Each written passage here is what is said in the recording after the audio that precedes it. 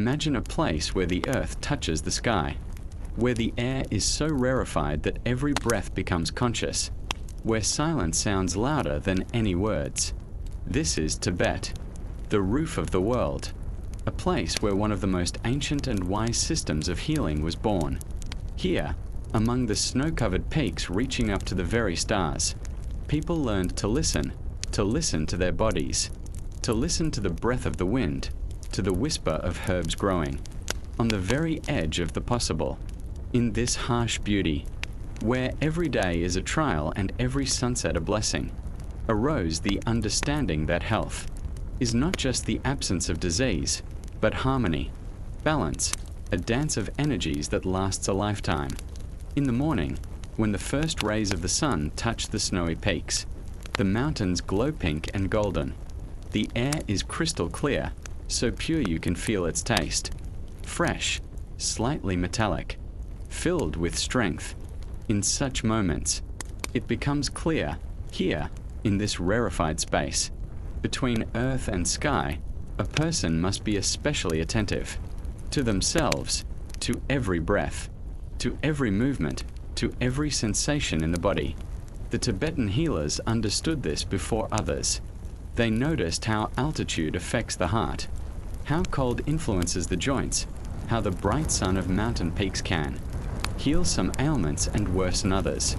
They began to observe slowly, patiently, generation after generation, accumulating knowledge about how the human body responds to the world around it. In mountain valleys, sheltered from icy winds, where fast rivers ran with sky-colored water, the first settlements were built. People learned to survive in conditions that might seem impossible. A short summer, when herbs could be gathered. A long winter, when every grain of harvested medicine had to be preserved. And in this rhythm, in this carefulness, was born the understanding of the value of every plant, every piece of knowledge, every moment of health. The old Tibetans say that their ancestors could read a person's health by the way he breathes in the thin air, by how quickly his cheeks flush in the frost, by how his voice echoes in the mountains. These observations were not written in books.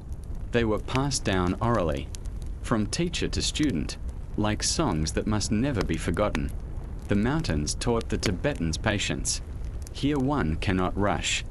One careless step, and you may fall into the abyss. One wrong decision in treatment, and a person may not survive the harsh winter. Therefore, every action was weighed, every medicine, tested by generations, and medicine became not a craft, but an art of understanding the subtle connections between a human being and the world in which they live. In these mountains, even time flows differently. Here one can spend an entire day watching how shadows move. Across the slopes, how the color of the sky changes from the pale blue of dawn to the deep violet of sunset. And in this contemplation, in this slowing down, the Tibetan sages discovered something important. They realized that the human body is also a landscape, with its mountains and valleys, with its rivers of energy and snowy, peaks of consciousness.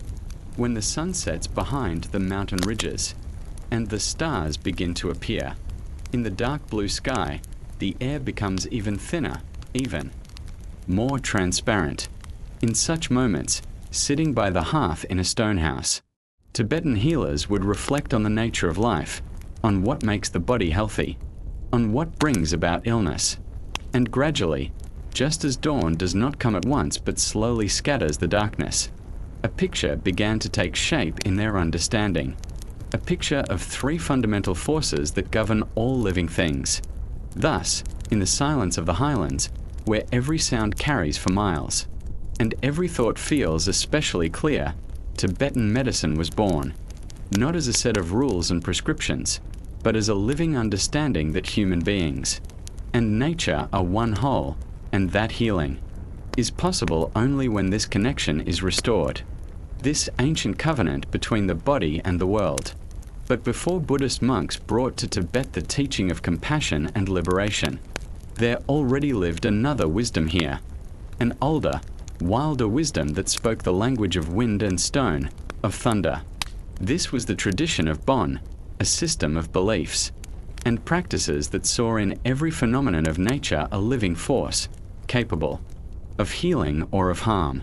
Listen to how the wind roams through the mountain gorges, how it howls in the narrow passages between cliffs, how it suddenly grows quiet, as if holding its breath.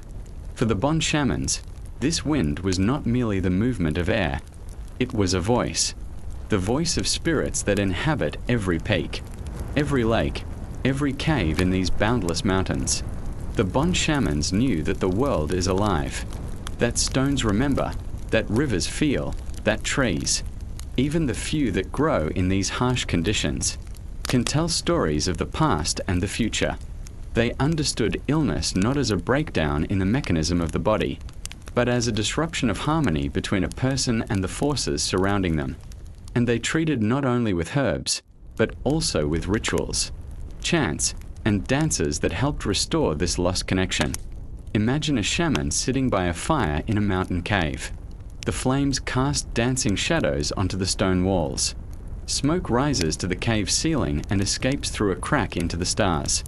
In the shaman's hands is a drum made of yak hide, stretched over a circular juniper frame.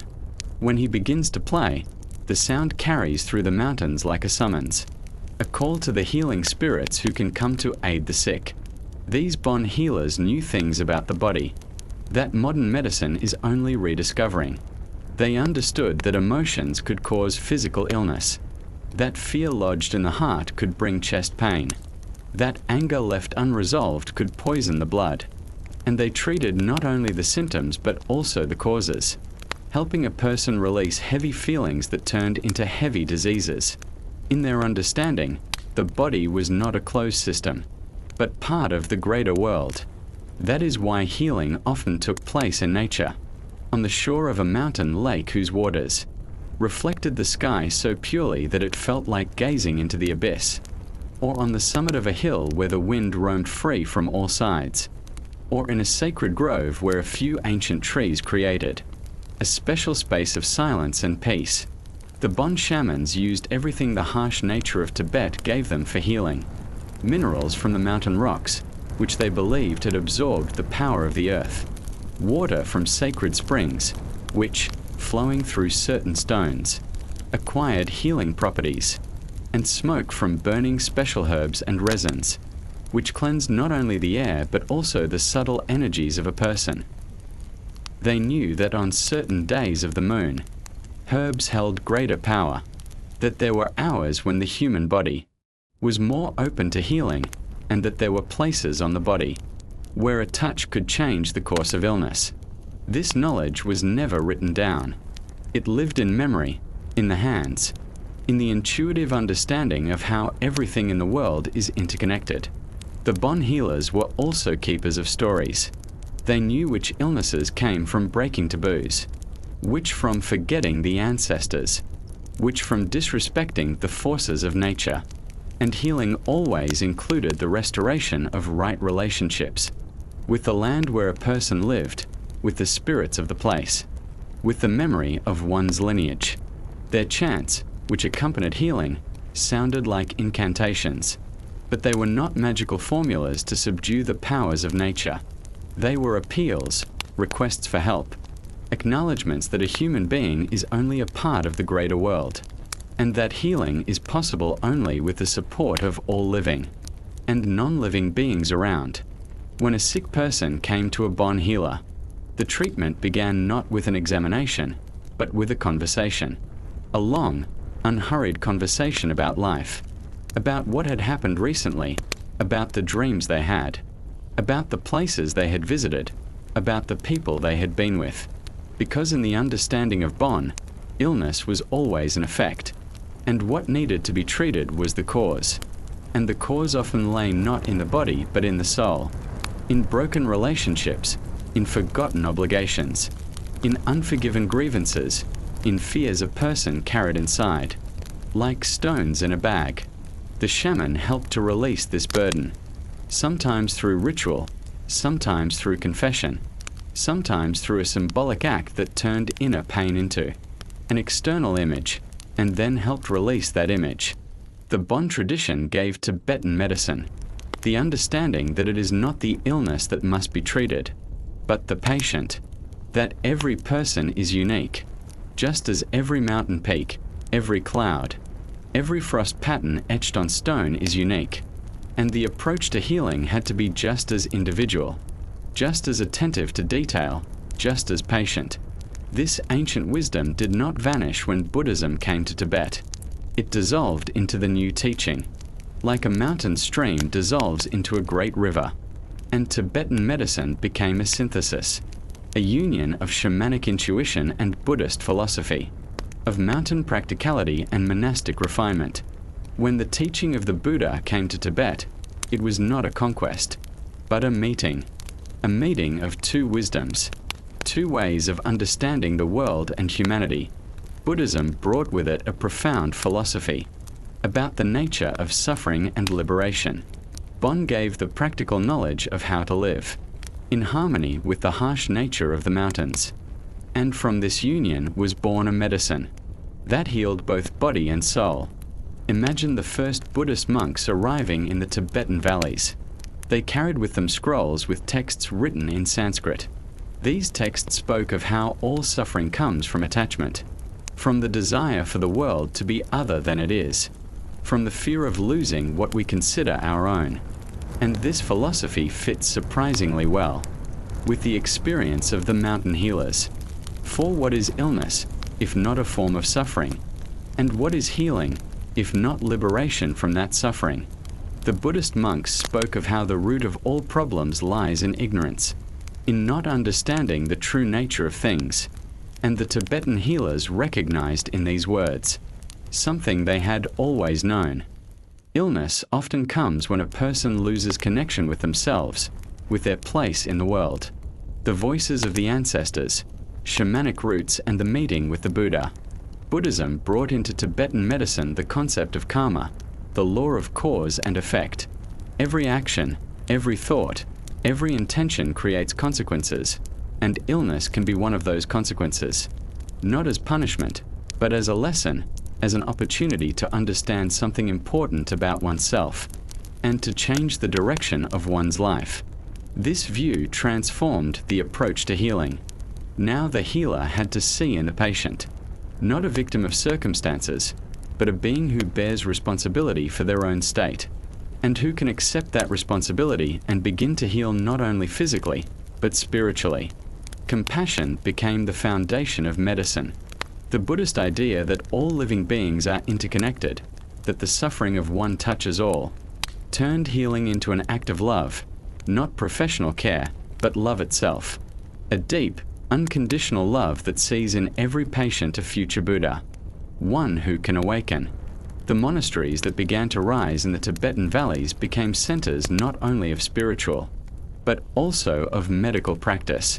Here, in the silence of prayer halls, where the air was filled with the fragrance of juniper and incense, monks studied ancient medical texts. They translated Sanskrit treatises into the Tibetan language. They combined Indian knowledge of anatomy and physiology with local experience of herbalism and psychology. In these monasteries, the first medical schools were created. Young monks studied not only philosophy and meditation, but also the structure of the human body. They learned to diagnose illness by the pulse, by the color of the tongue, by the smell of the breath. They memorized the properties of hundreds of plants, minerals, and animal parts that could be used as medicine. But the most important lesson was to see in every patient a living being worthy of compassion, to understand that healing is not a demonstration of power over disease, but service, helping another being on their path to liberation from suffering. The Buddhist concept of the middle way also influenced medicine. This teaching, that truth lies between extremes, that one must avoid both excess and deprivation, was reflected in the understanding of health as balance, not the maximum of one element, but the harmonious equilibrium of different forces and energies within the body. Meditation, the central practice of Buddhism, became an important part of both diagnosis and treatment. Healers learned to enter a state of deep calm, in which their perception became especially sharp. They could sense subtle changes in the patient's energy, see what was hidden from the ordinary eye. Patients were also taught to use meditation for healing, to observe their sensations without judgment, to accept pain, not resisting it, yet not drowning in it completely, to find within themselves a space of peace that remains untouched even in the most difficult states. Thus, Buddhism did not replace the ancient healing traditions of Tibet, it enriched them. It gave them a philosophical foundation, turned intuitive knowledge into a systematic teaching, and created the basis for what would later become one of the most refined medical systems in the world. Tibetan medicine, which heals not symptoms, but the human being in their wholeness. There are moments when understanding comes not through books, not through a teacher's explanation, but through direct experience, like a flash of lightning illuminating the night landscape. Such insight reveals what has always been near, yet remained unseen. It was exactly such a moment that Tibetan sages experienced, when they saw in the human body a reflection of the entire universe. Sitting in meditation at dawn, when the air was still cool and motionless, they observed the breath, how air enters the lungs and then flows out again. With each inhalation, the body fills with life, and with each exhalation, it releases what is no longer needed. And in this simple rhythm, in this eternal dance of inhalation and exhalation, they discovered something greater. They noticed that breathing is not just the movement of air, but the movement of energy, the vital force that animates everything in the body. They called this force wind, not because it was literally the wind of the mountains, but because it shared the same qualities: motion, lightness, changeability, the capacity to be at times a gentle breeze, at times a destructive storm. The wind in the body is what makes the heart beat, what drives the blood through the vessels, what carries signals from the brain to the muscles, what transforms food into energy, what makes it possible to think, to feel, to dream. When wind is in balance, a person is full of life, their movements are light, their thoughts clear, their emotions flow freely. When wind is disturbed, restlessness arises, insomnia, pains difficult to localize, a sense of inner emptiness. But wind was only one of three forces. Continuing their observation, Tibetan physicians perceived another energy: hot, active, transformative. They called it bile. But this was not the bile of the gallbladder. It was a metaphysical bile, the fire burning in every cell of the body. Bile is digestion, not only the digestion of food in the stomach, but the assimilation of everything that comes into our lives: experiences, emotions, knowledge. Bile gives warmth to the body, maintains proper temperature, colors the skin with a healthy glow, sharpens the mind, enables discernment and decision-making. When bile is balanced, a person is energetic, digestion is strong, thinking is clear, ambition is healthy. When bile goes out of balance, there arise inflammations, fevers, anger, jealousy, diseases of the liver and blood. And there was a third force, slow, stable, nourishing. They called it phlegm. Again, not ordinary phlegm, but a principle that unites, lubricates, protects. Phlegm is the structure of the body, bones, muscles, all tissues. It is immunity, guarding against disease. It is memory, storing experience. It is patience and endurance. When phlegm is in balance, the body is strong, joints flexible, skin soft, character calm and steady. When phlegm is disturbed, there come swellings, heaviness, lethargy, depression, problems with weight, diseases of the joints and lymphatic system. These three forces, wind, bile, and phlegm, were not seen by Tibetans as separate systems, but as a unified whole, like three musicians in an orchestra, who must play in harmony for the music to be beautiful. When one begins to play too loudly or too softly, the melody is disrupted. Health, the Tibetan sages realized, is not a fixed state, but a process, a constant movement among the three forces, a continuous maintaining of balance. Like a tightrope walker moving along a thin rope, never stopping, constantly adjusting the position of the body so as not to fall. They noticed that every person has their own unique constitution, their natural balance of the three doshas. For some, there is more wind from birth.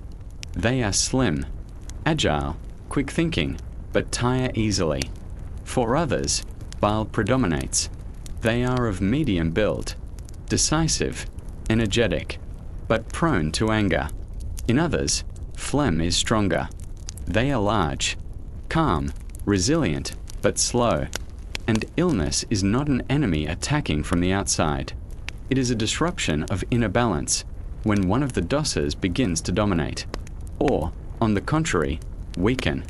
The reasons can be different: improper diet, unsuitable lifestyle, emotional upheavals, changes in weather, age.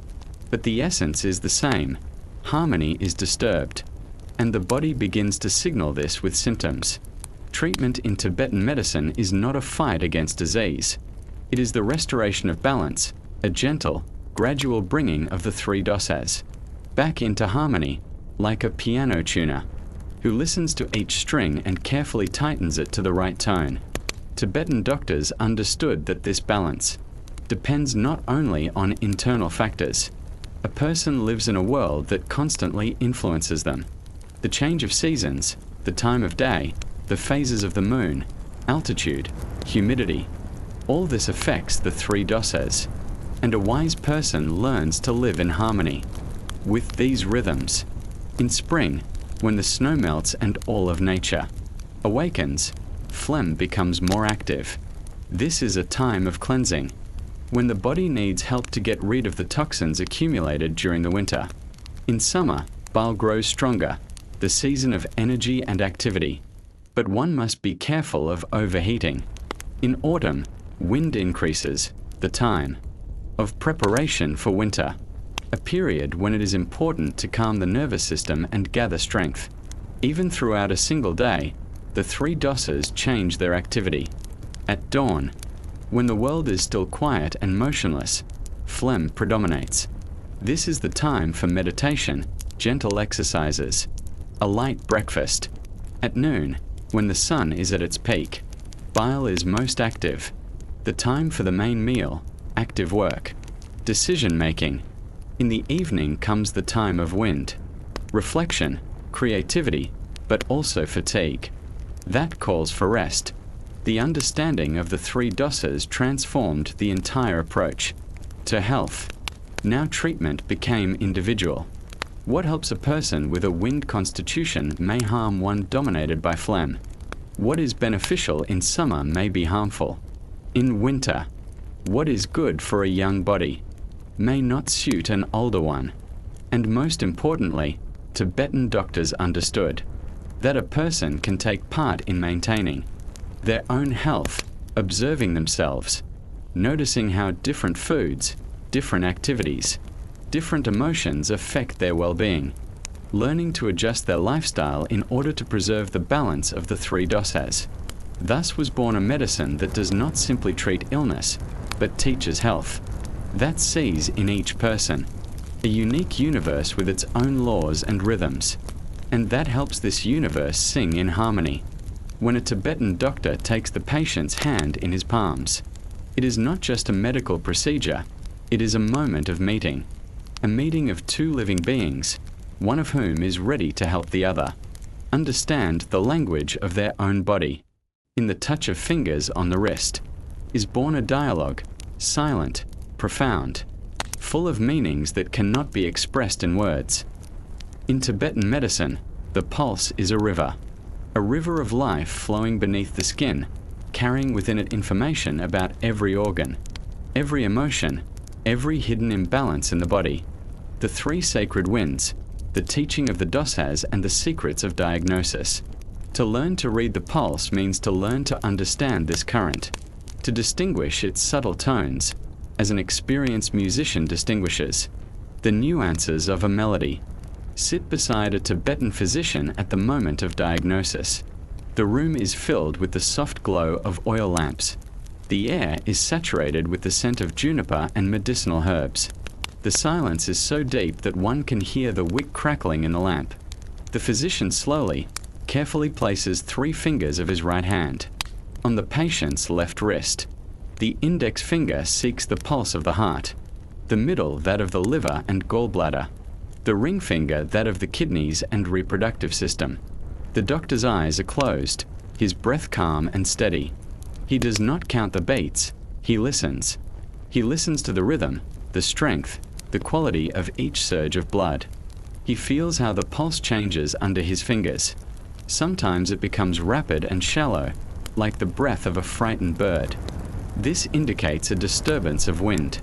Sometimes it pounds strong and sharp, like the blows of a hammer, a sign of excess bile. And sometimes it is slow and deep, like the breath of a sleeping elephant, the dominance of phlegm. But the pulse is not only rhythm. It is an entire symphony of sensations. An experienced physician feels the temperature of the blood beneath his fingers, its thickness, the force with which the heart pushes it through the vessels, even the direction of energy flow within the body. Every nuance tells its own story about the body's condition. The patient's left hand speaks of the masculine side of his nature, of active, hot processes in the body. The right hand speaks of the feminine side, of passive, cold energies. The physician always checks the pulse on both hands, comparing them, searching for imbalance between the 2 halves of the human being. In the morning, the pulse is one way. In the evening, it is another. After food, it changes. After physical exertion, it speaks differently. After emotional upheaval, it tells an entirely different story. A wise physician knows all these shades.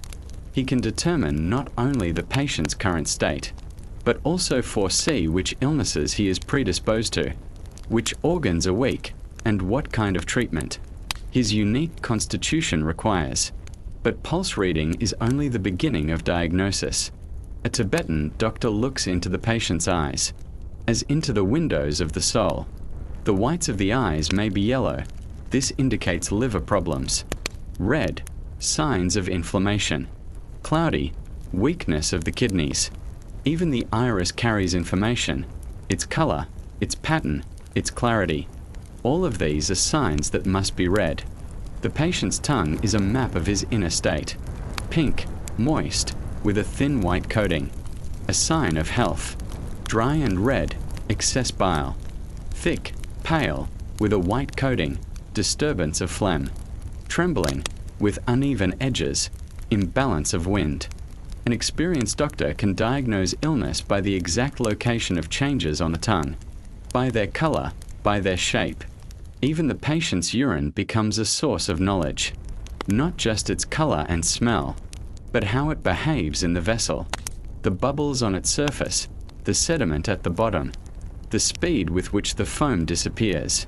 All of this offers hints to the physician. The Tibetan doctor observes how he moves, how he enters the room, how he sits down, how he holds his head. Quick, nervous movements reveal an imbalance of wind. Sharp, tense ones, an excess of bile. Slow, heavy movements, disturbances of phlegm. Even the patient's voice, his manner of speaking, the timbre and volume of his speech, this too is part of the diagnosis. But the most subtle art is the ability to see a person's energy, that invisible field surrounding each of us.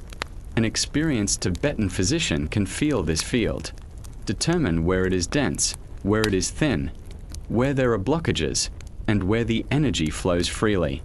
This requires a special sensitivity developed through years of meditation and practice. Diagnosis in Tibetan medicine is not about finding disease. It is about understanding the person, his constitution, his lifestyle, his emotional state, his relationship with the world.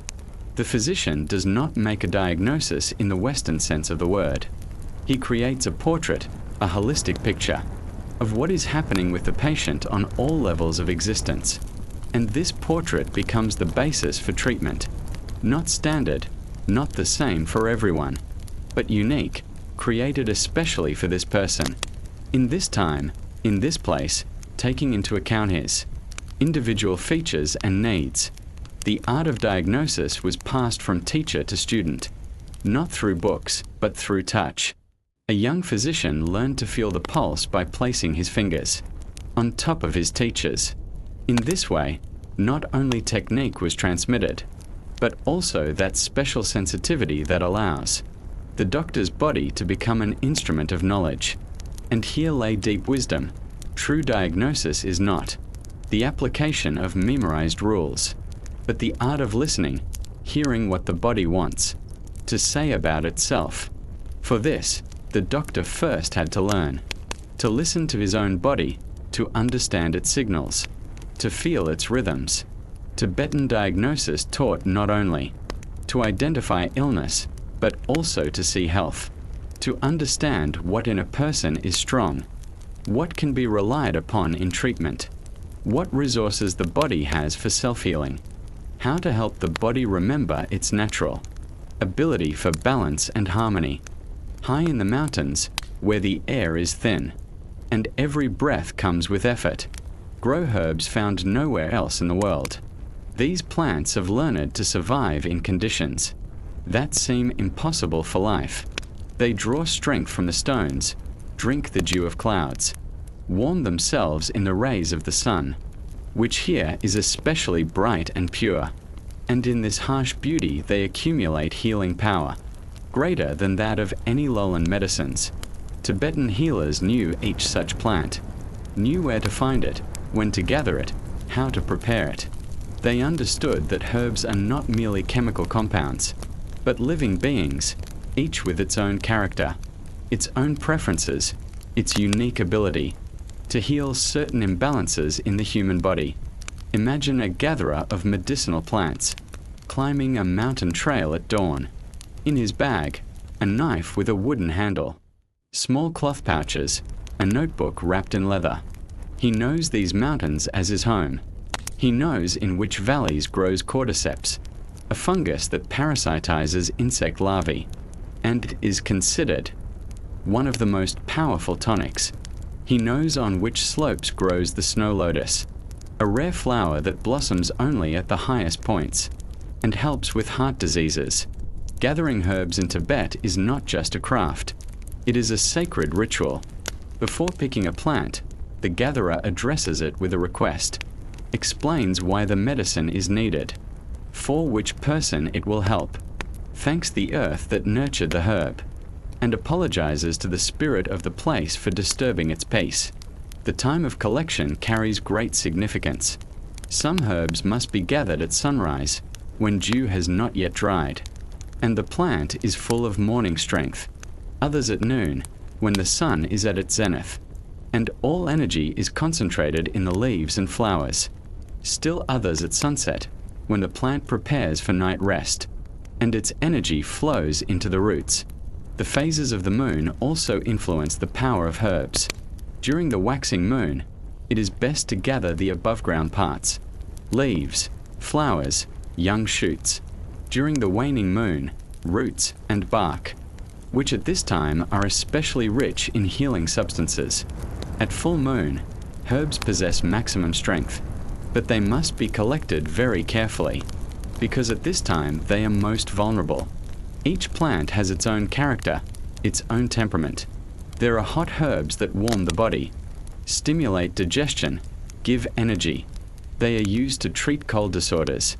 When phlegm is disturbed, when a person is sluggish, apathetic, suffering from swelling and heaviness. There are cold herbs that cool, calm, reduce inflammation. They help with heat disorders, when bile is excessive, when there is fever, anger, irritation. The bitter taste cools and dries. It is needed to treat bile disorders. The sweet taste warms and moistens. It helps with wind disturbances.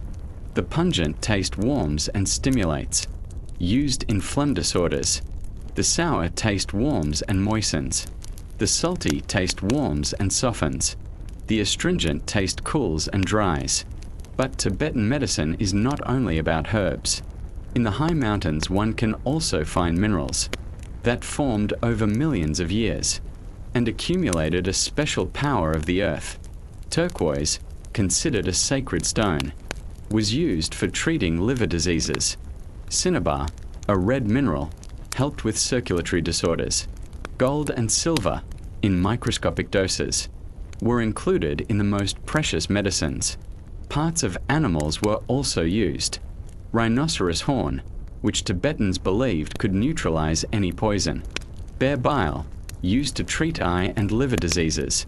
Musk of the musk deer, an aromatic substance that stimulates the heart and nervous system, but always with deep respect for the animal, with the understanding that its life was a gift, to be used wisely. The preparation of medicines in Tibetan tradition is true alchemy, not in a mystical sense, but in the sense of a deep understanding of how different substances interact with each other, how to enhance the effect of one component with another, how to neutralize side effects, how to create a medicine that will act precisely on the imbalance present in this specific patient. Herbs were dried in the shade, in the wind, to preserve their vital energy. They were ground in stone mortars, because metal could change their energetic properties. They were mixed in strictly defined proportions, calculated not only by weight, but also by the energetic characteristics of each component. Some medicines are prepared over months. The herbs are fermented, infused, undergo complex cycles of processing. During preparation, the physician meditates, recites mantras, filling the medicine with the intention to heal. Because in Tibetan medicine, it is important not only what you give the patient, but also with what heart you give it. The forms of medicine are diverse. Powders dissolved in warm water or milk, pills rolled by hand and dried in a special way, decoctions prepared fresh every day, oils for massage and rubbing, ointments for external use, incense smoke inhaled to treat lung and nervous system diseases. Each medicine is chosen individually. What helps one person may harm another. The physician considers not only the disease, but also the patient's constitution, the season, age, lifestyle, and emotional state. The medicine should not merely remove symptoms, but restore the overall balance of the body. And most importantly, Tibetan physicians understood that the best medicine is the one the body can produce itself. Their task was not to replace natural healing processes, but to support them, guide them in the right direction, give the body resources and the opportunity to remember its natural ability for health. That is why Tibetan pharmacology is not aggressive intervention, but gentle support. Herbs and minerals act slowly, gradually restoring lost balance. They do not suppress symptoms, but eliminate the causes of illness. And so the treatment lasts not days, but weeks and months. But the result is deep, stable, affecting not only the body but also the soul of the person. There is a language that is understood without words, the language of touch. When experienced hands touch the body, they can tell it things that no other way can express. That pain is not an enemy, but a teacher. That tension can be released. That in every point of the body lives the memory of health, and this memory can be awakened. Tibetan healers developed the art of healing through touch to perfection.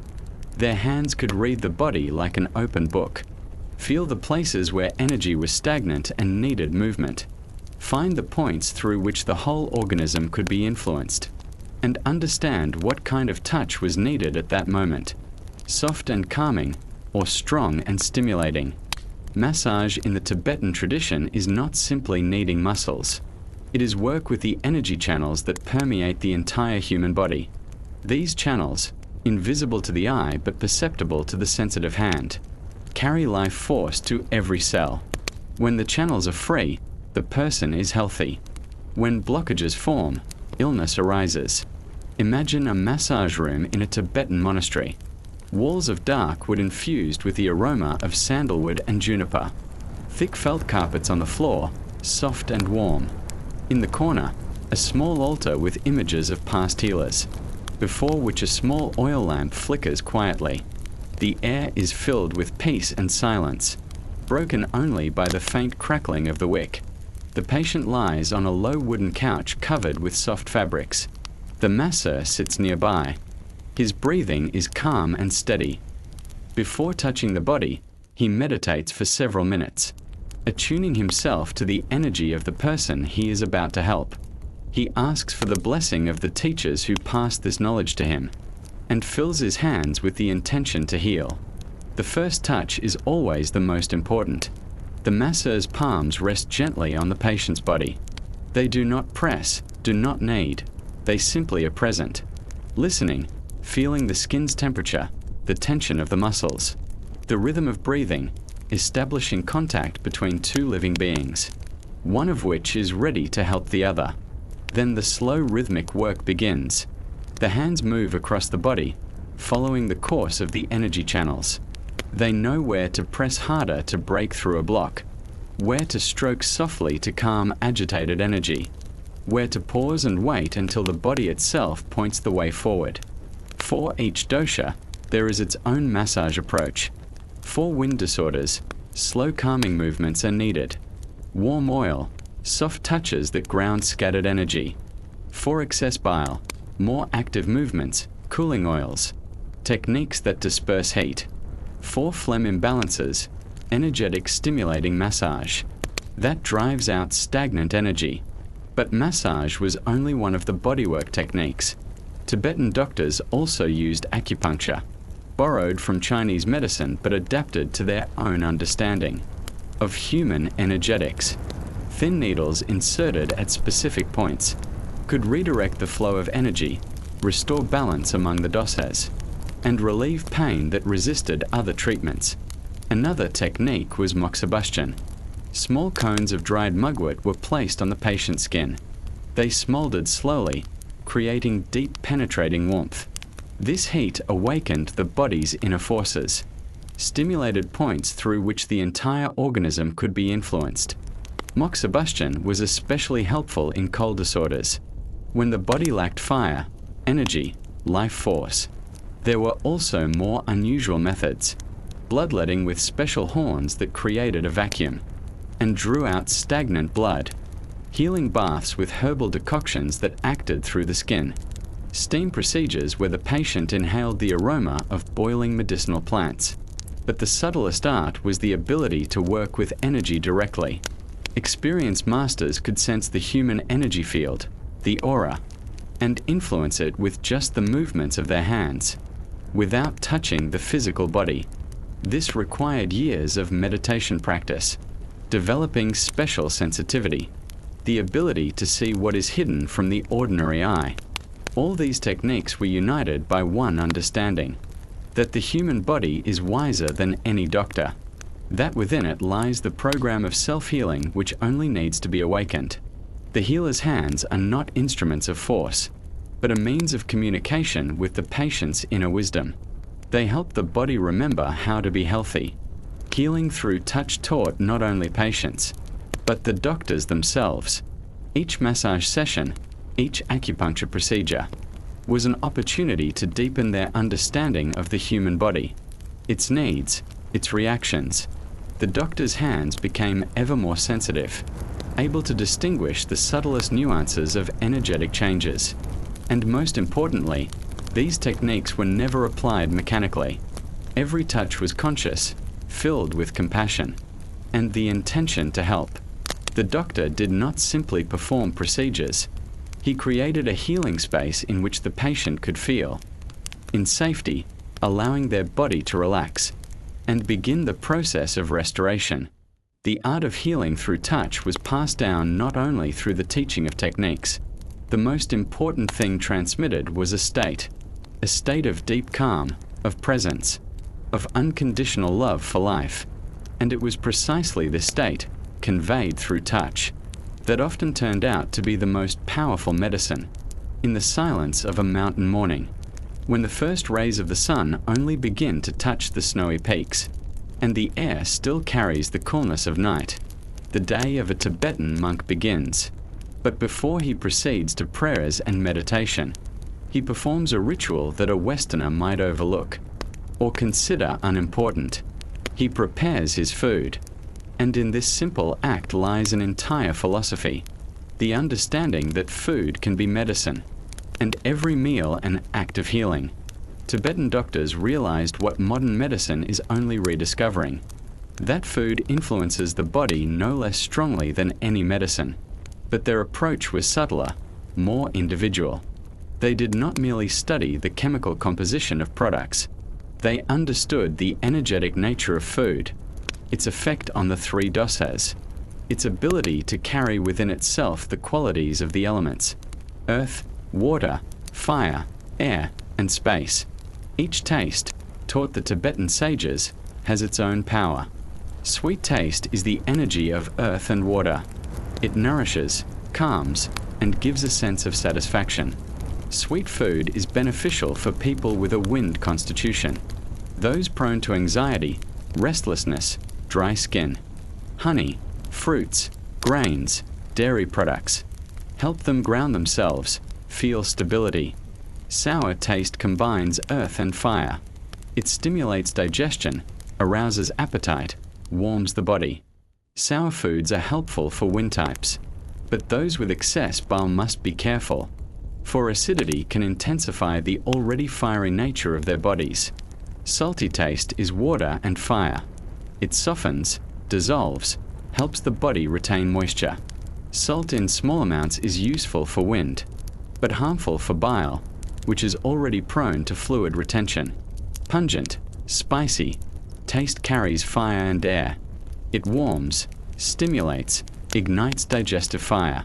Spicy foods are the best remedy for phlegm, which by nature is cold and damp. Ginger, garlic, and pepper help melt stagnant energy, activate metabolism. Bitter taste is air and space. It cools, dries, cleanses. Bitter herbs are indispensable in cases of excess bile, when inflammation must be reduced, when the overheated body needs cooling. But for wind, bitterness is too drying and cold. Astringent taste unites air and earth. It contracts, dries, stops excessive secretions. It is beneficial for bile and phlegm disorders, but can aggravate wind conditions.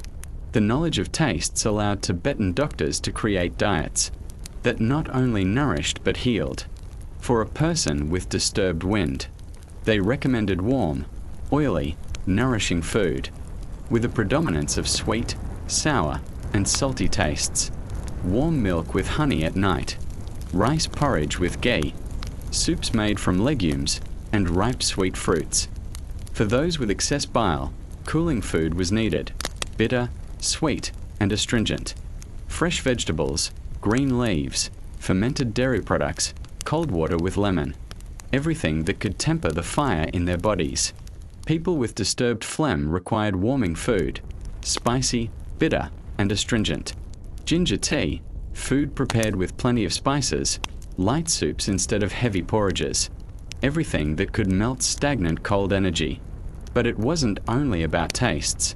Tibetan doctors also took into account the qualities of food, whether it was heavy or light, oily or dry, hot or cold in nature, regardless of serving temperature. For example, honey was considered a hot product, even though it could be eaten cold, while cucumbers were cold, even if cooked in hot soup. The timing of meals also mattered.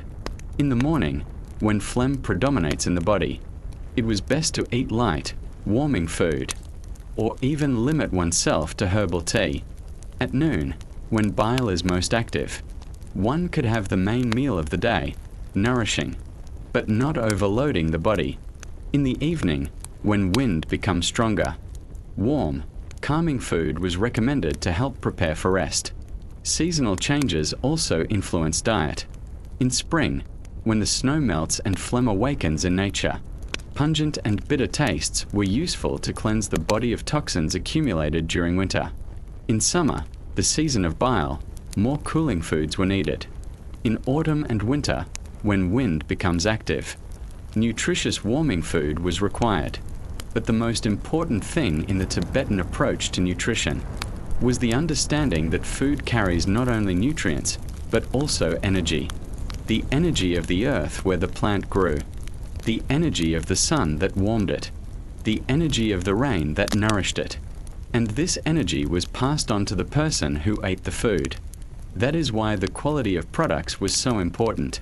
Food grown with love on healthy soil, in harmony with natural cycles, carried healing power. Food produced in haste, with artificial fertilizers, in unsuitable conditions, could bring harm, even if its chemical composition was correct. Equally important was the state of the cook. Food prepared with love, in a good mood, with the thought of how it would help the one who eats it, possessed special healing power. Food prepared in anger, sadness, or indifference transmitted those states to the person who consumed it. That is why, in Tibetan monasteries, the cooks were often healers as well. They knew not only recipes, but also the basics of medicine. They understood what kind of food monks needed depending on the season, the time of day, and their individual constitution. They prepared not just meals, but medicine for both body and soul. The process of eating itself was also important. Tibetan doctors taught people to eat slowly, mindfully, with gratitude. Before beginning a meal, one should pause for a moment and reflect on where this food came from, to thank the earth that grew it, the people who harvested and prepared it, and all the living beings that made this meal possible. During eating, it was important not to be distracted by conversations, reading, or thoughts of daily concerns. All energy was meant to be directed toward truly experiencing the food, its taste, texture, aroma, listening to how the body responded to it, understanding whether this food was right at this moment, in this state, at this time. Overeating was considered one of the main causes of disease. Tibetan doctors taught that the stomach should only be filled 3/4 full, half with solid food, 1/4 with liquid, and 1/4 left empty for proper digestion. This simple formula helped avoid many problems with the stomach, liver, and pancreas. Fasting was also part of therapeutic nutrition, not as punishment for the body, but as a chance to let the digestive system rest and recover. It was considered especially beneficial for bile disorders, when excess fire in the body needed to be cooled.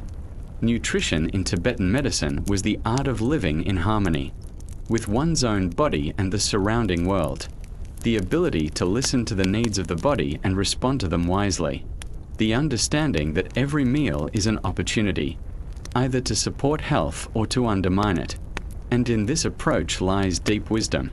Food truly can be medicine, if we know how to choose, prepare, and consume it correctly, if we understand our own nature, and live in accordance with its laws. In the silence of a mountain monastery, where stone walls keep coolness even on the hottest days, and the air is filled with the scent of juniper and old books, something priceless takes place, the transmission of knowledge. Not just information that can be written down and memorized, but living wisdom passed from heart to heart, from hands to hands, from gaze to gaze. Here, in this sacred space where time flows slowly, a young monk sits beside his teacher. Between them lies an ancient manuscript, written on paper darkened by age. The lines are inscribed in fine Tibetan script, each symbol carefully drawn. But the text is not what matters most at this moment. What matters is the invisible transmission between two people, one ready to learn, the other ready to share what has been gathered through many years of practice. The teacher reads the ancient lines, but at the same time observes his student, how he breathes, how he holds his head, how his eyes respond to different words. Because medicine cannot be learned with the mind alone. It must be understood with one's entire being, feeling the connection between what is written in the books and what happens in the living human body. The tradition of transmitting medical knowledge in Tibet was unique. It was unlike modern medical education, where students memorize facts and take exams. Here, the student lived beside his teacher for years, absorbing not only knowledge, but also a way of thinking, a way of seeing the world, a way of relating to sick people, Training began with the simplest things. The young monk learned to recognize medicinal herbs, not only memorizing their names and properties, but also sensing their energy, understanding how the same plant could affect the body differently, depending on the season of harvest, the method of preparation, the dosage. He learned to prepare simple decoctions, to grind herbs into powder, to combine components in the right proportions. At the same time, he studied philosophy and meditation, because Tibetan doctors understood. To heal others, one must first know oneself, to understand the nature of one's own mind, one's emotional reactions, prejudices and limitations. Only the one who had reached a certain level of inner peace and clarity could become a true healer. Special attention was given to the development of sensitivity. The student spent hours practicing pulse reading, first on himself, then on other monks, and later on patients who came to the monastery for help. The teacher would place his fingers over the students, showing exactly what and how to feel. This subtlety was transmitted not through words, but through direct experience. Diagnostics by tongue, eyes, and urine required no less careful training. The student learned to notice details that escaped an untrained eye, to distinguish shades of color, barely perceptible changes in texture, the finest nuances that could point to hidden disorders in the body. But the hardest part was learning to see the whole person, not as a set of symptoms requiring treatment, but as a living being with a personal history, fears, and hopes.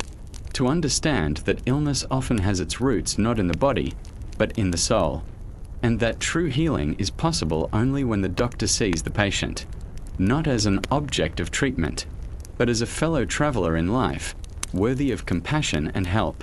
Training was strictly individual. The teacher studied the character of each student, his strengths and weaknesses, natural inclinations. One was better suited to working with herbs. He had sensitive hands and a keen sense of smell. Another excelled in diagnostics. He could see what others could not. A third was a born masseur. His touch carried a special healing power. In some families, medical knowledge was passed from father to son for many generations. These medical dynasties were guardians of special secrets, unique medicinal formulas, specific treatment methods, and family traditions of diagnosis. Knowledge accumulated over centuries. Each generation added something of its own, but the foundation remained unchanged. In such families, training began in early childhood. A boy grew up surrounded by medicinal herbs, watched his father treat patients, overheard conversations about diseases and healing. Medicine became as natural to him as breathing. By the time he reached the age for formal training, he already knew more than many students after years of study. Women could also be healers, though their role was often less visible. They specialized in treating children's illnesses, helping during childbirth, and addressing women's health problems. Their knowledge was passed from mother to daughter, from mother-in-law to daughter-in-law, creating a parallel tradition of women's healing. Monastic schools were more open. Here, young people from different families could come to study, even those not born into medicine. But the requirements for students were very high. They had to show not only an ability to study medicine, but also the purity of their intentions, a readiness to devote their lives to serving others. Training lasted for many years. During the first few years, the students studied the basics: philosophy, anatomy, the properties of medicinal plants. Then he moved on to practice under the supervision of a teacher.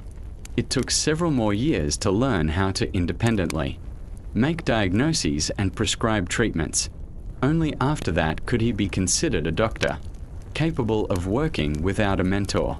But even then, learning never truly ended. A real physician continued studying all his life. From other masters, from the medical texts of Argyad Bjhi, the Four Tantras, and from patients themselves, every case of illness was an opportunity to deepen the understanding of human nature. Every failure in treatment forced one to reconsider methods, to search for new solutions. A special place in training was given to the study of medical texts. The most important of them were the 4 medical tantras, a compendium of knowledge that covered every aspect of Tibetan medicine. These texts were not simply memorized by heart. They had to be understood, felt, and made part of one's way of thinking. The teacher did not merely explain what was written. He demonstrated how ancient knowledge could be applied in modern practice, how theory turned into concrete action, how abstract concepts about the doshas were embodied in the real treatment of real people. The relationship between teacher and student was unique. It was not just the transmission of knowledge, but a spiritual bond. The student was not only learning medicine, he was learning how to be human, learning compassion, patience, wisdom. He learned to see in every patient an opportunity to serve, to help, to contribute to the lessening of suffering in this world. And when the time came, when the student became mature and experienced enough, he in turn began to pass knowledge further, taking under his care young people who wished to study medicine. Thus, the chain was never broken. Wisdom, accumulated over centuries, continued to flow like a mountain river, never ceasing in its journey toward the sea. There are books that are not born out of a desire for fame or wealth. They appear from a deep need to preserve what is too precious to lose, from the understanding that knowledge accumulated by generations of sages must outlive the life of a single human being. This is how the great medical tantras of Tibet were born, texts that became the foundation of all Tibetan medicine, and still remain its sacred heart today. Imagine a sage sitting in a mountain cave by the light of an oil lamp. On the small wooden table before him lie sheets of paper, specially prepared, thin, strong, capable of lasting for centuries. In his hand, a reed pen. Beside him, an ink pot, with black ink that he himself prepared from soot and glue. Every movement of the pen is deliberate. Every word is chosen with utmost care, because he is not merely writing a book. He is creating a treasury of knowledge for all future generations of healers. The 4 medical tantras are not just textbooks. They are the living embodiment of millennia of wisdom, clothed in a form that could be passed down through the centuries, without losing its power. The first tantra, the root tantra, is like a seed, in which the essence of all medical knowledge is compressed.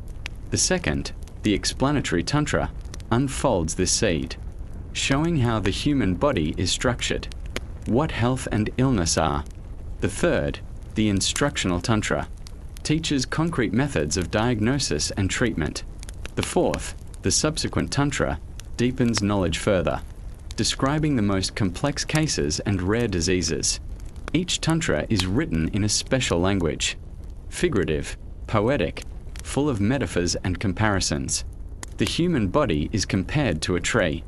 Its roots are constitution, its trunk the 3 doshas, its branches the organs, its leaves the functions, its fruits health or disease. The doctor is likened to a gardener who tends this tree, watering it, pruning sick branches, protecting it from pests. Diseases are described as uninvited guests who enter the house of the human body. Some are wild and fierce, like bandits, bursting in with noise and immediately making their presence known. Others are quiet and insidious, like thieves, who sneak in unnoticed for a long time, and then cause serious harm. The third type of illnesses are annoying ones, like unwanted relatives, who come and refuse to leave. Medicines in the tantras are compared to warriors in the physician's army. Each has its own weapon, its own tactics, its own field of application. There are general medicines, which command the entire healing process. There are scout medicines, which penetrate into the most inaccessible parts of the body. There are sapper medicines, which destroy the fortifications of disease.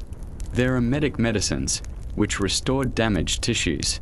But behind all this poetry lies deep practical wisdom. The tantras contain detailed descriptions of human anatomy, not as precise as in modern textbooks, but astonishingly accurate for their time. They speak of 360 bones in the human body, of 700 blood vessels, of subtle nerves that govern bodily functions. Special attention is given to embryology, the development of a child in the mother's womb.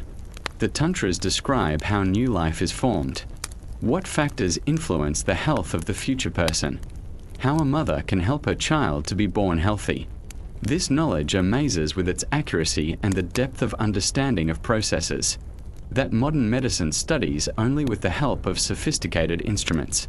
The Tantras carefully examine all possible disturbances of the three doshas, not just general principles, but the concrete manifestations of imbalance. How exactly does an excess of wind manifest in different organs? What symptoms indicate a disturbance of bile? How can disorders of phlegm be recognized at an early stage? Each description is accompanied by recommendations for treatment, which herbs to use, what diet to prescribe, what procedures to conduct. Diagnosis in the Tantras is described with astonishing detail. Pulse reading is broken down into countless nuances. How should the pulse of a healthy person feel at different ages, in different seasons, at different times of the day? How does the pulse change with various illnesses? What mistakes might a doctor make in diagnosis? And how can these be avoided? The examination of urine becomes a whole science. Its color, smell, frothiness, sediment, even the behavior of an oil drop on its surface. All this carries important information about the patient's condition. The Tantras teach the physician to be a detective, who can reconstruct the picture of what is happening in the body, from the smallest signs.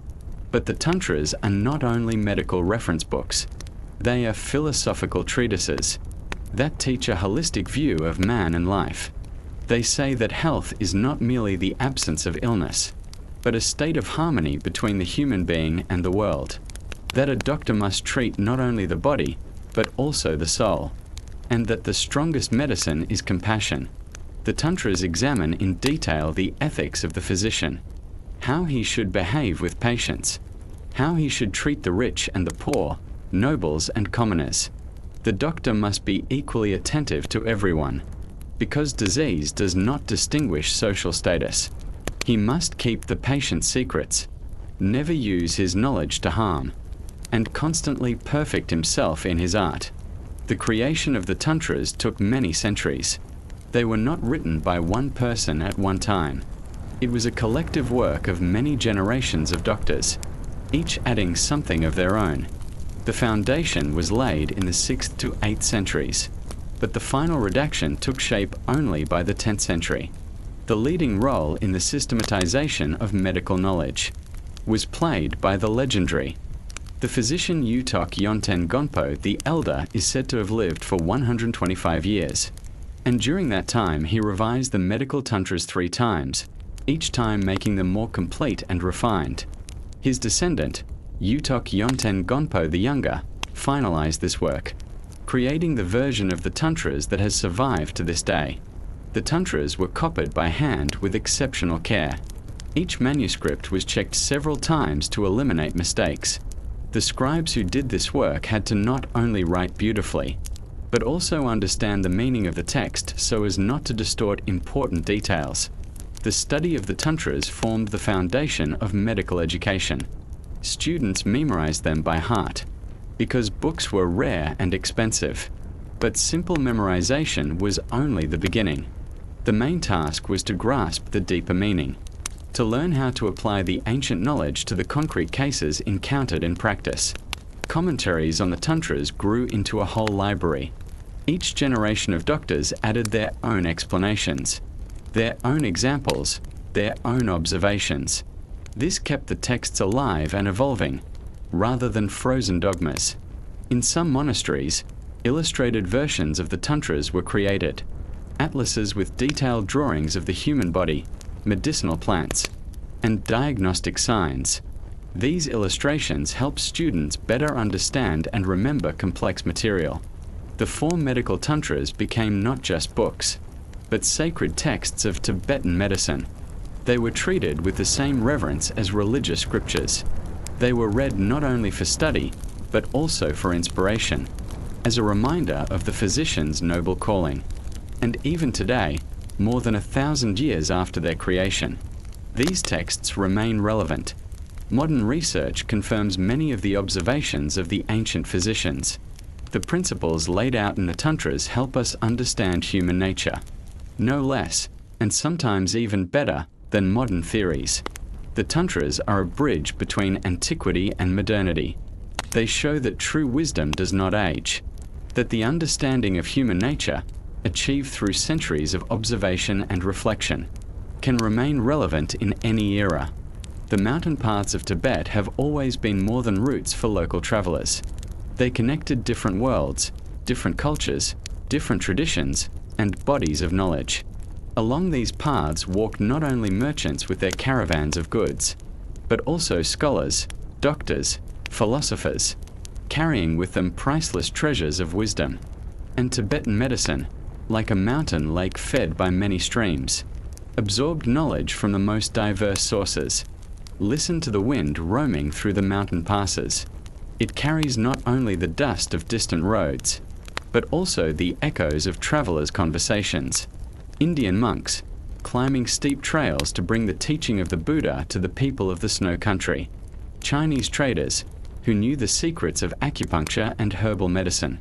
Persian merchants, whose bags held not only silk and spices, but also recipes for wondrous medicines. Each meeting of cultures was an opportunity for an exchange of knowledge. Tibetan doctors were not isolated dreamers, developing their medicine in complete detachment from the world. They were curious explorers, ready to learn from anyone who could contribute to the art of healing. From India came not only Buddhist texts, but also Ayurvedic treatises. The ancient Indian system of medicine gave Tibetans the understanding of constitutional types. The idea that each person is unique and requires an individual approach to treatment came from India. The concept of the three doshas, wind, bile, and phlegm, clearly has Indian roots, although in Tibetan interpretation it acquired its own distinctive features. Indian physicians brought knowledge of surgery, which in Tibet was adapted to local conditions. They taught Tibetans certain methods of processing and preserving medicinal plants, and showed how to use precious stones and metals for medical purposes. But the most important contribution of India to Tibetan medicine was its philosophical foundation, the idea that all living beings are interconnected, that the suffering of one affects all, that the goal of the physician is not just to cure disease, but to help a person find a path to liberation from all forms of suffering. Chinese influence was no less significant. Traditional Chinese medicine, with its concept of energetic meridians, the teaching of yin and yang, and the theory of the 5 elements, enriched Tibetan medicine with new diagnostic and therapeutic methods. Acupuncture, which the Chinese developed into a high art, found its place in the arsenal of Tibetan doctors, but they adapted it to their own understanding of human energy, to the doctrine of the 3 doshas. Points for acupuncture were chosen not only according to Chinese canons, but also with regard to which dosha predominated in a given patient. Chinese pharmacology introduced Tibetans to new medicinal plants, as well as special methods of processing and combining them. Many recipes that are today considered classical Tibetan are in fact of Chinese origin, though significantly reworked in accordance with Tibetan principles. Pulse diagnosis, which in Tibetan medicine reached astonishing sophistication and precision, also owed much to Chinese masters. Although the foundations of pulse diagnosis were developed independently in Tibet, Chinese methods helped refine the technique, making it more systematic and reliable. Persian medicine, itself a synthesis of Greek, Arab, and local traditions, brought to Tibet knowledge about minerals and metals as medicines. Persian physicians were masters of alchemy, the art of transforming ordinary substances into healing remedies. They taught Tibetans special methods for purifying and processing mercury, sulfur, gold, and silver, which in microscopic doses became part of the most valuable medicines. This knowledge required not only chemical skills, but also a deep understanding of the energetic properties of various substances. Persian merchants brought to Tibet rare minerals and medicinal plants from distant lands. Saffron from Kashmir, musk from Central Asia, coral from the southern seas, pearls from the Persian Gulf. All these exotic ingredients enriched the Tibetan pharmacopoeia, giving doctors new possibilities for treating complex cases. But Tibetan medicine did not simply borrow knowledge from other traditions. It forged them in its own crucible, creating a unique synthesis that was greater than the sum of its parts. Tibetan physicians had a remarkable ability to see the common principles behind the various outward forms. They understood that all medical systems, in essence, speak of the same thing: how to maintain health and cure disease. The differences were merely different languages for describing one and the same reality, and their task was to find the common denominator, to create a universal system that could absorb the best of all traditions. This synthesis did not take place in the studies of scholars, but in real practice. A doctor would try a Chinese acupuncture technique on a patient with a wind constitution and observe how it worked. He would test an Indian medicine recipe for treating bile disorders. He would adapt a Persian diagnostic method to Tibetan conditions. What proved effective was preserved and passed on to students. What did not suit Tibetan conditions or did not correspond to Tibetan understanding of human nature was discarded or thoroughly reworked. A special role in this process was played by translators. They were not just people who knew several languages. They were scholars who deeply understood the medical systems of different peoples and could find ways to convey complex concepts from one language to another without distorting their meaning. Many medical texts were translated several times. Each time, the translations became more precise and complete, with translators adding commentaries to explain how Indian or Chinese ideas related to Tibetan concepts. The meeting of cultures took place not only at the level of texts, but also in the living communication of doctors. Tibetan physicians traveled to study in India and China. Foreign masters were invited to Tibet to teach local doctors. These personal contacts were especially valuable because they allowed the transfer not only of knowledge, but also of the subtle nuances of practice that cannot be described in books. Thus was created a unique medical system, which combined the wisdom of many peoples while preserving its own integrity and identity. Tibetan medicine became a living example of how different cultures can enrich one another without losing their uniqueness. This experience is especially relevant today, when the world is becoming increasingly interconnected. Tibetan medicine shows that dialogue between traditions is both possible and fruitful, that one can learn from others without abandoning one's roots. But history does not always flow calmly, like a mountain stream on a clear day. Sometimes it turns into a raging torrent, sweeping away everything in its path. States collapse, entire peoples disappear, ancient knowledge is forgotten. And in such times, those who are willing to risk everything to preserve what has been accumulated for centuries become especially important. Tibetan medicine went through many trials. Wars, which turned prosperous valleys into deserts. Political upheavals, which forced doctors to flee their native lands. Ideological campaigns, which declared ancient knowledge to be relics of the past that had to be destroyed. But every time, there were people who understood the true value of what could otherwise have been lost forever. Monks who hid priceless medical texts in caves and secret places. Doctors who memorized recipes by heart, turning their memory into a living library. Ordinary people who continued to collect medicinal herbs and prepare remedies according to recipes passed down by their ancestors. Imagine an old Tibetan doctor. In the middle of the 20th century, outside his home, he hears sounds he has never heard before. The roar of machines, the loud voices of men in unfamiliar uniforms, the clatter of weapons. The world he has known since childhood is collapsing before his eyes. The monasteries where he studied are closed. The teachers who passed knowledge on to him are dead or in exile. In his hands is an ancient manuscript, written on paper darkened with age, a medical treatise several centuries old. Inside are recipes for medicines that could save thousands of lives, descriptions of diseases that modern doctors still do not know how to cure, wisdom accumulated by generations of healers. What to do with this treasure?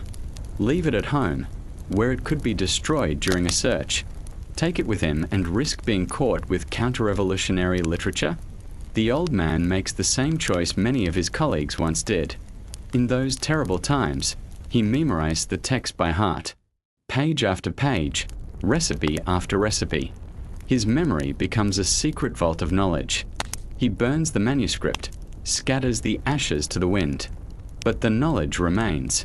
In his head, in his heart, in his experienced hands that still remember. How to prepare medicine, how to make a diagnosis, how to heal people. Many Tibetan doctors were forced to leave their homeland. They crossed snowy mountain passes, risking their lives on high-altitude trails. They carried only the bare essentials: a little food, warm clothing, and knowledge. The priceless knowledge they had to preserve for future generations.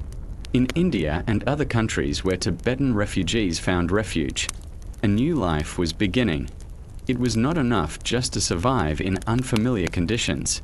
They also had to find ways to continue the tradition, to establish new schools, to train new doctors, to adapt ancient knowledge to new realities.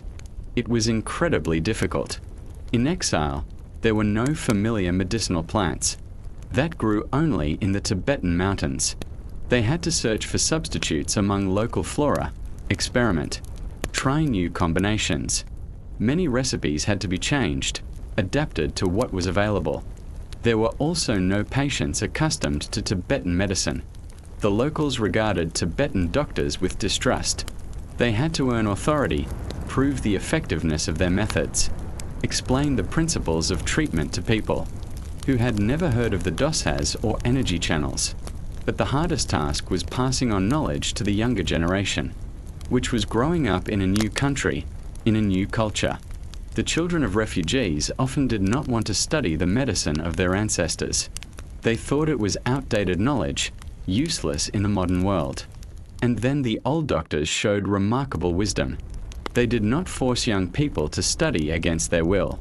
They simply continued healing people, showing by example that Tibetan medicine works, that it can help where modern medicine is powerless, that it contains something precious that should not be lost. Gradually, interest in Tibetan medicine began to revive, not only among Tibetans, but also among people of other nationalities. Western doctors and scientists came to study the ancient healing methods. Patients, disappointed with the possibilities of official medicine, looked for alternative ways to be cured. Tibetan doctors in exile became pioneers of dialogue between traditional and modern medicine. They learned to understand the language of Western science, to explain their methods in terms understandable to modern researchers. They took part in scientific conferences, published articles in medical journals. It was a true art, to preserve the essence of ancient knowledge while making it clear and acceptable to the modern world. They had to find a balance between fidelity to tradition and the need to adapt to new conditions. A special role in preserving Tibetan medicine was played by women. They passed down knowledge of medicinal plants, home remedies, and traditional nutrition. This knowledge seemed less important than high medical science, but in fact, it often turned out to be the most resilient. Grandmothers taught their granddaughters how to brew healing teas, how to cook food so that it became medicine, how to care for sick children. These simple everyday skills preserved the link with tradition, even in the hardest of times. Gradually, it became clear that Tibetan medicine not only survived exile and persecution, it acquired a new quality. Its encounter with the modern world forced it to rethink itself, to formulate its principles more clearly, to find new ways of applying ancient knowledge. And today we see an amazing paradox. Tibetan medicine, having endured so many trials, turned out to be more resilient and in demand than many other traditional healing systems. It proved that true wisdom does not die. That knowledge tested over centuries will find its way to those who need it, despite any obstacles. The time of trials did not break Tibetan medicine. It tempered it, as fire tempers metal. And now it is ready to serve not only the Tibetan people, but all of humanity in its search for health and harmony. There is something remarkable about how ancient wisdom finds its place in a world of glass skyscrapers and digital technologies. How knowledge born in the silence of mountain monasteries resonates in modern research laboratories. How healing methods once passed down in whispers, from teacher to student, are now studied with the most advanced instruments. Tibetan medicine in the 20th century is not a museum relic, interesting to look at but long devoid of practical meaning. It is a living, evolving system of knowledge, finding new ways to help people suffering from illnesses that modern medicine cannot cope with. Imagine a research center somewhere in Europe or America. White walls, sterile cleanliness, computers, processing data day and night. Here work scientists in white coats, studying the molecular structure of substances, analyzing biochemical processes, trying to understand exactly how medicines work. And then into this temple of modern science comes a Tibetan doctor. In his hands is a small pouch of herbs, collected high in the mountains. At first glance, there seems to be nothing in common between his knowledge and the laboratory's equipment. But when research begins, an astonishing discovery is made. The herbs Tibetan doctors used for centuries to treat depression really do contain substances that affect serotonin levels in the brain. Plants once used to treat inflammation turn out to be powerful natural antibiotics. Minerals added to medicines for strengthening bones contain exactly the microelements that modern medicine associates with osteoporosis. But the most striking thing is not the individual substances, but the principles on which Tibetan medicine is built. Modern science is beginning to understand what Tibetan doctors always knew, that the human body is not a machine that can be repaired by simply replacing a broken part. It is a complex, self-regulating system in which everything is interconnected. Research in the field of psychoneuroimmunology shows that emotions really do affect the immune system, that stress can trigger physical illness, and that a positive mindset promotes recovery. Tibetan doctors spoke of this thousands of years ago, when no one yet knew the words neurotransmitter or cytokine. The concept of the three doshas finds confirmation in modern studies of individual human differences. Geneticists discover that people are indeed born with different predispositions to disease, different metabolic types, different responses to medicines. What Tibetans called the constitution of wind, bile, or phlegm, modern medicine describes as genetic polymorphisms and epigenetic factors. Studies of meditation, conducted in leading universities around the world, show that regular mindfulness practice actually changes the structure of the brain, increases the size of regions responsible for attention and emotional regulation, reduces the activity of areas linked to fear and aggression, and slows aging processes at the cellular level. Biologists studying circadian rhythms confirm what Tibetan doctors always considered in their practice, that the human body lives in accordance with natural cycles, that there is a time for activity and a time for rest, and that disrupting these rhythms leads to illness. Nutritionists are rediscovering what Tibetan medicine knew about the influence of food on health. That food is not just a source of calories, but information for the body. That different foods affect different people in different ways, and that the timing of meals is no less important than their composition. But the meeting of ancient wisdom and modern science is not a one-way process. Tibetan medicine also changes, enriched by new knowledge. Modern diagnostic methods help Tibetan doctors better understand the condition of patients. Knowledge of the body structure, obtained with X-rays and tomography, refines their understanding of how energy channels function. New forms of medicines appear, adapted to the conditions of modern life. Traditional recipes are revised, taking into account that people today live in different environments, eat different foods, and face different stresses.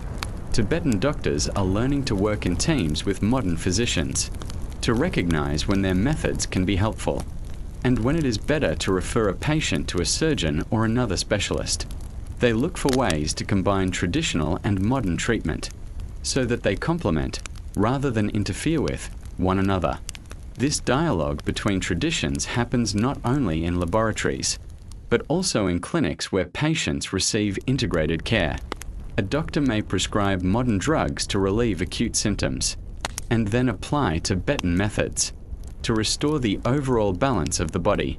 Tibetan medicine proves especially valuable in treating chronic diseases, where modern medicine does not always succeed. Autoimmune disorders, chronic fatigue syndrome, depression, anxiety disorders. In all these cases, the holistic approach of Tibetan medicine can provide what narrowly specialized treatment lacks. Interest in Tibetan medicine is growing even among doctors themselves. They see the limitations of the approach that views a person as merely a set of separate systems and organs. They seek ways to treat not the disease, but the patient. They understand the importance of prevention, lifestyle, and psychological factors in maintaining health. Medical schools are beginning to include courses on traditional medicine in their programs. Students study not only anatomy and pharmacology, but also the basics of a holistic approach to the human being. They learn to see the connections between physical, emotional, and spiritual well-being. Patients, too, are becoming more demanding. They don't just want to get rid of symptoms. They want to understand the causes of their problems, learn how to maintain health, and become active participants in the healing process. And Tibetan medicine gives them exactly that: knowledge of how to live in harmony with their own bodies. Modern technologies open new opportunities for the study and application of Tibetan medicine. Computer programs help analyze the pulse with unprecedented accuracy.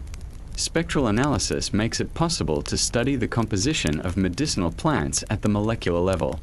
Artificial intelligence can process huge arrays of patient data and identify patterns that elude human perception. Yet despite all this, Tibetan medicine does not lose its soul. The understanding that healing is not a technical procedure, but a meeting between two human beings, one of whom is ready to help the other. That the most advanced equipment cannot replace sensitive hands and a compassionate heart. In the modern world, Tibetan medicine becomes a bridge between past and future. It shows that ancient wisdom does not become outdated if it is based on a deep understanding of human nature.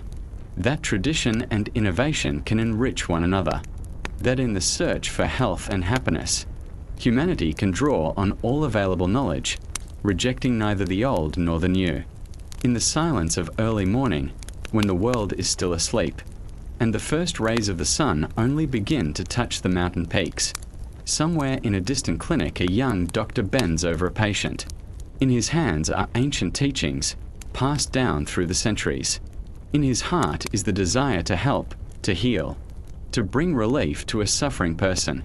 And in this moment, time seems to stand still. The past meets the present. The wisdom of the ancestors joins with the hopes of the descendants. This doctor is one of thousands who today are studying Tibetan medicine across the world. They come to this knowledge by different paths. Some were born into families where medicine was passed down from generation to generation. Some became disillusioned with the possibilities of modern medicine and sought something more holistic. Some happened to meet a Tibetan doctor and were struck by the depth of his understanding of human nature. But they are all united by one thing: the understanding that Tibetan medicine is not a relic of the past, but living knowledge. That can help solve the problems of the modern world, a world in which people increasingly suffer from illnesses related to stress, unhealthy lifestyles, and the loss of connection with nature and with their own bodies. The new generation of Tibetan doctors are not copies of the ancient masters.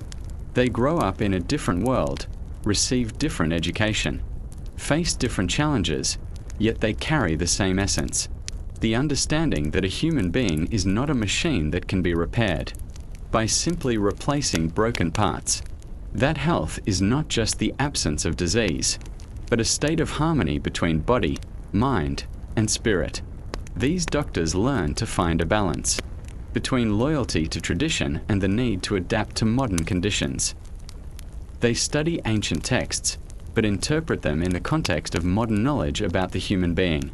They use traditional diagnostic methods, but complement them with contemporary research. They prepare medicines according to old recipes, yet take into account the changed ecology and lifestyle of people. They must act as translators between two worlds, explaining to patients accustomed to quick results that true healing requires time and patience, telling fellow doctors about principles that don't fit within the framework of scientific materialism, finding common language with officials who cannot understand how one can heal without licenses and certificates. But the hardest task is to preserve the soul of Tibetan medicine in a world that often values only what can be measured and calculated. Not to reduce this ancient art of healing to a set of technical procedures. Not to lose the understanding that the most important thing in treatment is not the medicines or procedures, but the relationship between doctor and patient, built on trust, compassion, and wisdom. Modern schools of Tibetan medicine are astonishing places where the old and the new coexist side by side. In one classroom, students study ancient texts in the Tibetan language. Next door, they listen to lectures on modern anatomy and physiology. In the laboratory, they analyze the composition of medicinal plants using chromatography. In the garden, they cultivate the same herbs that physicians used 1,000 years ago. These schools become centers not only of education but also of research. Here they study how ancient principles can be applied to the treatment of modern diseases, how to adapt traditional medicines to the changed conditions of life, how to combine Tibetan methods with the achievements of modern medicine. But the most important thing that happens in these schools is the transmission not only of knowledge, but of a special attitude toward life. Students learn to see in each patient not just a case of illness, but a unique human story, to understand that healing is not a fight against disease, but helping the body to restore its natural balance. They study meditation not as an exotic practice, but as a way to develop the inner silence and clarity needed for subtle diagnosis. They learn to listen to the pulse not only with their hands, but with their hearts, to understand the language of the body, which says far more than the patient's words. Special attention is given to ethics. Students take vows similar to the Hippocratic Oath, but deeper and more encompassing. They promise not only to do no harm, but to dedicate their lives to serving all living beings, to understand that the knowledge they acquire is not meant for enrichment, but for helping those who suffer. The graduates of these schools spread throughout the world. Some remain in traditional communities where Tibetan medicine has never been interrupted. Some open clinics in big cities, bringing ancient knowledge to people who have never heard of doshas and energy channels. Some go into research centers, helping modern science understand the mechanisms of traditional healing. But wherever they work, they all carry within themselves the same understanding. That medicine is not just a profession, but a calling. That a doctor is not just a specialist, but a guide between health and illness, between suffering and relief, between despair and hope. The future of Tibetan medicine is not seen as a return to the past, but as a movement forward. Ancient wisdom becomes the foundation for new discoveries. Traditional methods are adapted to modern conditions. The holistic approach to the human being is enriched by the achievements of modern science. Perhaps in the near future we will see hospitals, where, next to operating rooms, there will be spaces for meditation, where doctors will study not only lab results, but also the patient's pulse, where treatment will include not only medicines, but also changes in lifestyle, work with emotions, and the restoration of harmony between the human being and nature. Perhaps new diagnostic methods will appear, based on the principles of Tibetan medicine but using modern technologies. Artificial intelligence, trained on thousands of cases, may be able to analyze subtle changes in a patient's pulse, voice, or gait, predicting illnesses at their earliest stages.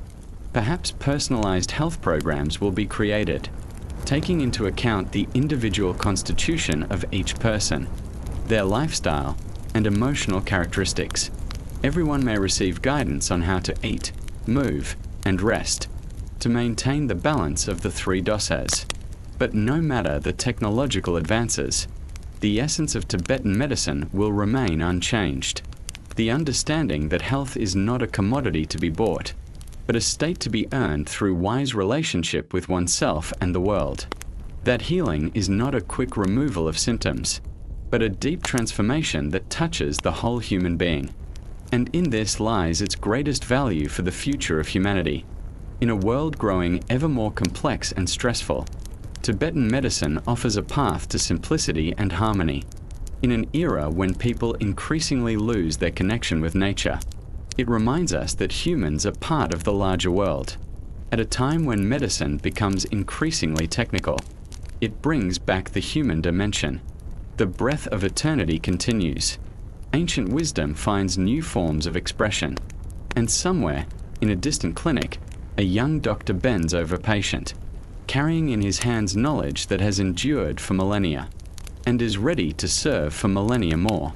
Those who are in need of healing. A moment of silence arrives, a special silence that comes at the end of a long journey. Not the empty silence of oblivion, but the full silence of completion, like evening in the mountains, when the last rays of the sun touch the snowy peaks, coloring them with golden light, and the stars are already preparing to appear in the dark blue sky.